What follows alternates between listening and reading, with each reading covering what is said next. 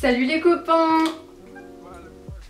Alors je suis encore là pour un update lecture. Donc aujourd'hui je suis là pour vous parler des 5 derniers livres que j'ai lus. Donc je sais que j'avais dit dans la dernière vidéo que je ferais dans mes updates lecture normalement que 4 livres. Mais là étant donné que j'ai mis pas mal de temps à me mettre derrière la caméra, j'ai eu le temps de terminer en soi un autre livre. Donc du coup il y a 5 livres aujourd'hui. Cette fois j'ai pris des notes.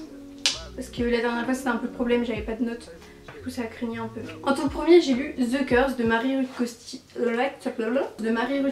aux éditions Lumen. Donc lui j'avais dans ma pile à lire depuis super longtemps. Pour tout vous dire je l'avais acheté au salon du livre de Paris 2017. Donc je l'avais dans ma pile à lire depuis mars 2017. Mais du coup je suis fière d'avoir ma petite signature. Par contre il va falloir arrêter ces couvertures en soft touch. Enfin moi je suis désolée mais j'en peux plus parce que tu peux plus le toucher sans mettre de traces de doigts. À chaque fois que je lis j'ose même pas mettre mes doigts sur la couverture alors je suis en galère de comment tenir mon livre. Donc s'il vous plaît arrêtez les couvertures en soft touch. C'est joli mais sauf que après que tu l'as lu c'est beaucoup moins joli. Donc tout d'abord pour vous faire un petit topo, on est dans un monde un petit peu dystopique il me semble, où deux clans de la société se sont combattus, un truc comme ça. Je crois qu'il y a les Valoriens et quelque chose d'autre. Putain on sent déjà le résumé bidon arriver. Et c'est le peuple de Kestrel qui a gagné. Du coup le peuple qui a perdu, ils l'ont mis en esclavage. Kestrel elle doit avoir 17 ans, un truc comme ça. Et c'est la fille d'un très très grand général de cette guerre. Elle a fait un pacte avec son père qui est qu'elle a encore quelques mois pour choisir entre s'enrôler pour l'armée ou se marier. Sauf qu'elle a pas du tout envie de faire aucun des deux, enfin voilà. Et un jour elle va au marché avec sa meilleure amie et elle se retrouve par erreur dans une vente aux esclaves. Sauf qu'elle est complètement contre la vente des esclaves. Jusqu'au moment où un esclave est présenté comme quoi il sait chanter et on sait même pas, enfin elle-même ne sait même pas pourquoi, elle craque et elle décide de l'acheter. Ce livre est extraordinaire. En fait tu m'y attendais pas. J'avais un peu peur de le lire à la base et je pense que c'était pour ça que je le lisais pas, parce que j'ai vachement du mal avec les livres écrits à la troisième personne, parce que j'ai besoin d'imaginer que c'est moi le personnage principal quand je lis un livre. Et généralement du coup quand c'est troisième personne tu vois c'est un peu plus compliqué, mais en fait genre pas du tout, j'y pensais même pas, je me suis même pas rendu compte. Et je pense que c'est aussi parce que j'avais pas une super grande attente de ce livre que du coup j'ai eu un gros coup de cœur. Alors aussi pour la romance, j'ai entendu pas mal d'avis comme quoi les gens trouvaient que la romance était trop lente. Enfin c'était pas vraiment des mauvais avis mais que la romance était un peu lente etc, que ça enfin fallait pas s'attendre à lire une romance. Mais alors moi la romance je l'ai trouvée mais parfaite, mais parfaite vraiment. Et j'ai trouvé que c'était vraiment réaliste, que c'était vraiment le rythme parfait. Comme c'est un peu lent vous savez, bah quand ça arrive ça te met des papillons dans le ventre, c'était vraiment trop heureux. Et puis la romance va pas étouffer le reste de l'histoire et le monde qui est créé qui est vraiment super intéressant. Et la fin, haha, je veux la suite. Je vous recommande vraiment ce livre. Ensuite deuxième livre et cette fois une un peu plus grosse déception on va dire. Il s'agit de The Air He Breathes de Brittany Sitcheri. Donc là je me suis lancée dedans vraiment sans savoir du tout de quoi ça parlait. Et le truc vraiment super con c'est que je l'ai lu juste parce que en fait un jour j'ai vu la couverture de The Fire et que je trouve la couverture absolument sublime, donc c'est le tome 2 et je veux absolument le lire. Sauf que c'est des tomes compagnons donc en fait il n'y a pas besoin d'avoir un ordre précis pour le lire, mais sauf que ça me stresserait trop de lire un tome avant l'autre, vous voyez ce que je veux dire, enfin un tome 2 avant le tome 1. Du coup j'ai lu le tome 1 alors que moi celui que j'ai vraiment envie de lire c'est le tome 2. Mais du coup je me suis lancée dedans sans du tout savoir de quoi ça allait parler. J'étais un peu déçue. Donc dedans on suit un homme et une femme qui ont chacun vécu des choses un petit peu terribles. C'est à dire que l'homme il y a un an a perdu son fils et sa femme, et la femme qu'on suit a perdu son mari. Et donc du coup elle se retrouve à s'occuper de sa fille toute seule. Bon déjà ils sont beaucoup plus vieux que moi donc bah forcément c'est un peu plus compliqué de s'identifier à des personnages qui ont 10 ans de plus que toi. Mais après ça c'était pas un si gros problème que ça. Le truc qui m'a aussi un peu dérangée c'est que j'ai trouvé que la relation, bon c'est de la romance donc forcément là on se focalise vraiment sur la romance, pas sur un monde qu'il y a autour. Mais ça m'a un peu perturbée, c'est vraiment que j'ai trouvé que la romance était trop rapide. Enfin en fait ils se détestent au début et dans tu sais pas comment, tu sais vraiment ils se détestent et là ils se voient, ils se roulent une pelle et ensuite ils sont ensemble. Mais ça en 2 pages, tu sais, tu comprends rien du tout, tu sais pas du tout ce qui vient de se passer, tu te demandes si t'as loupé un passage. Après il y a la meilleure amie typique des new romances, là j'en ai marre, ça c'est vraiment mon overdose. Cette meilleure amie là qui est accro au sexe, qui te fait tout le temps des allusions au sexe et tout, qui est censée être trop drôle, trop pétillante, puis en fait elle est un peu sombre au fond, tu vois ce que je veux dire. Ça m'a un peu, enfin vraiment ça c'est la meilleure amie typique des new romances, ça m'énerve, j'ai plus envie de les voir. C'est vraiment le truc qui pourrit les histoires je trouve, parce que elle quand tu la vois arriver tu te dis oh non.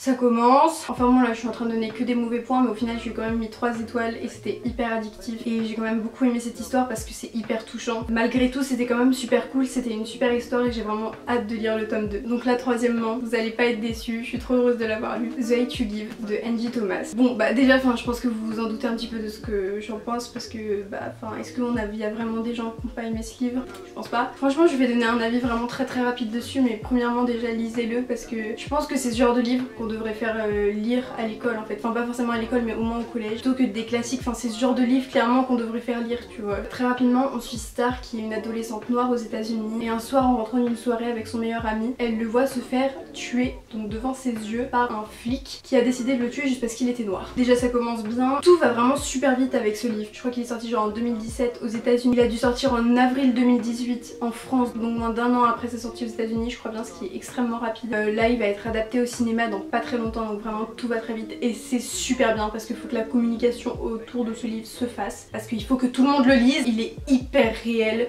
tu te retrouves vraiment immiscé dans la vie des Américains aux États-Unis. Les personnages dedans sont incroyables. Moi je sais qu'il y avait des moments c'était tellement injuste que j'en pleurais parce que c'est tellement injuste que t'as envie de déchirer la page et de faire un truc mais tu peux pas parce que c'est un livre. Le message qui est lancé dans ce livre c'est vraiment sublime parce que même si ça se termine pas, tu sais forcément comme tu le voulais et avec une fin belle et incroyable. En fait j'y ai réfléchi pas mal de temps après parce que je me disais merde c'est pas la fin que je voulais et je trouve ça triste, mais en fait tu vois que l'auteur elle a pas voulu faire quelque chose de triste, elle a voulu faire quelque chose de réel et dire voilà ça c'est la réalité, maintenant on peut changer les choses, et c'est vraiment donner un message d'espoir incroyable et à la fin tu sens l'espoir et t'as juste envie de te lever et de bouger les choses, et on va faire bouger les choses. S'y met tous ensemble et ça commence par lire ce livre. Alors ensuite j'ai lu Tu me manques de Bridget Kemmerer, donc là j'ai pas pris de note, je sais pas pourquoi. Déjà pour l'histoire, c'est l'histoire d'une fille qui s'appelle Juliette il me semble et qui la mère est morte il y a 1 an, et donc tous les jours ou très souvent elle va sur sa tombe et lui dépose des lettres qu'elle lui écrit. Sauf qu'un jour un garçon va lui répondre, au début ça va pas lui plaire du tout, puis après ils vont commencer une correspondance et elle va se rendre compte que bon voilà ils ont peut-être quelques points en commun, et ce livre a été clairement un coup de cœur. Je sais que les personnages sont incroyablement attachants, même si saoulants à certains moments, mais il y a les autres personnes derrière pour les réveiller et leur dire maintenant tu te bouges ton cul. Donc voilà, j'ai vraiment adoré les personnages. L'histoire est tellement touchante, tu peux plus quitter le livre. Moi j'avais une seule envie quand j'étais pas chez moi, c'était de rentrer chez moi et de me mettre dans ma lecture. J'en avais jamais vraiment entendu parler, je l'avais juste vu sur la chaîne de Brunet. En fait elle m'avait donné vachement envie de le lire et du coup je l'ai lu et merci beaucoup parce que du coup il est incroyable. Puis dernièrement, si vous avez vu ma première vidéo qui est les livres que j'ai arrêtés, j'ai continué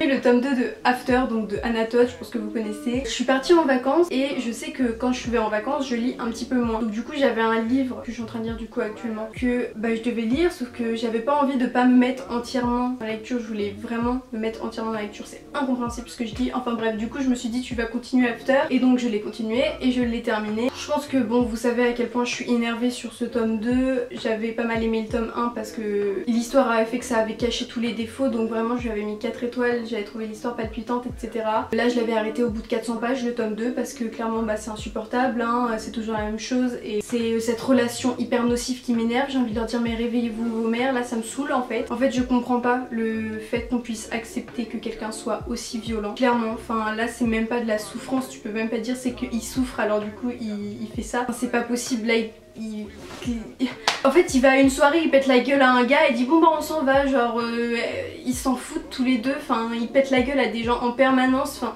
encore tu vois il y a dans un livre, encore dans une romance t'as une bagarre ok, mais là t'as pas 20 pages sans une bagarre, je comprends pas qu'on puisse accepter que quelqu'un soit aussi violent, et je reproche pas à la fille de pas partir, mais le seul truc c'est que je me dis enfin c'est pas possible d'accepter que quelqu'un soit aussi violent même pour tout l'entourage et de dire bah c'est normal parce qu'il a vécu ça quand il était enfant, enfin non, c'est, je veux bien que la personne soit en souffrance mais tu peux pas être aussi violent, enfin limite là il va tuer quelqu'un, enfin ils sont tous les deux jaloux maladifs, enfin moi perso la façon dont ils s'aiment ça me donne pas envie d'être amoureuse parce que c'est tellement malsain que ça me vend pas du rêve. La fille elle est insupportable, enfin autant que le gars il lui donne en permanence des ordres, elle est en mode oh là là je suis trop une folichonne, je suis allée dans la cuisine alors qu'il m'avait dit de rester dans le salon. Après je crache dessus mais je sais que je vais lire les autres tomes, il y a 800 pages parce que j'ai le livre de poche, et à partir de la page à peu près 700, 650 ça s'arrange. De toute façon je lirai le tome 3 et ça me rassure parce que déjà je crois qu'il est 300 pages de moins, donc ça déjà c'est pas mal. Enfin bon j'ai craché dessus alors que je sais que je lirai les autres livres et au final bon c'est pas non non plus le plus gros navet parce que j'ai quand même mis 3 étoiles. Donc voilà les copains, j'espère que cette vidéo vous aura un minimum plu. Sur ce, je vous retrouve à la prochaine, j'espère rapidement pour une autre vidéo. Et sur ce, je vous embrasse.